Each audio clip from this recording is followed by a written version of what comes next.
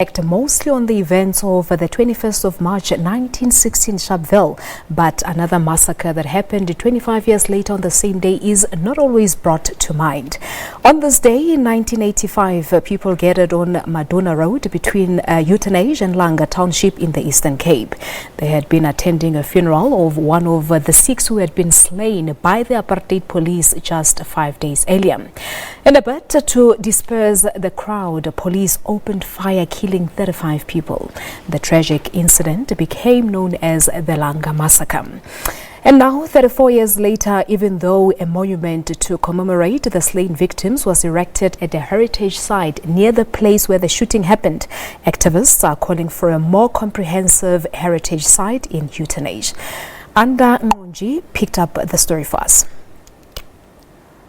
Referred to a dwarf monument by some activists, here lies the only memory of the 20 struggle heroes who died on their way to a comrade's funeral.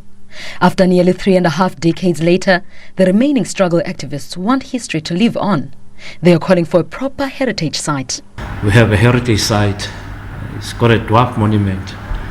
We've been for years humbly requesting government to sort of build a precinct in remembrance of those of 1985. Also,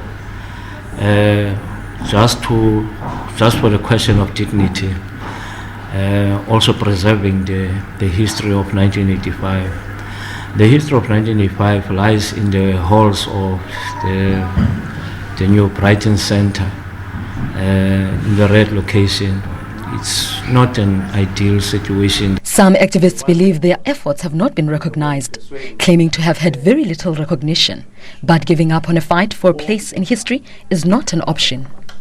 Sharpeville massacre, do you know that he has been declared now as a heritage through our effort as Uitenhage? But Uitenhage, nothing. Lot of things that we have done it. We have moved in these areas, Pretoria, tried to be declared as a heritage site. We're still doing it. So, the precinct, we need everything we need to be done for the benefit of our community and then our kids to learn. The memories of those who gave their lives remain vivid to those close to them. Qubule, brother of activist Fundile Lawrence Qubule, says he will never forget his late brother. Fundile died at the age of 48.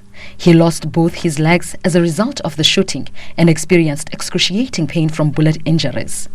By the time he passed away, both legs were amputated, and he still had some wounds on the back and all that were not healing at well. So the family never really rested after the incident. He was in and out of hospitals and all that.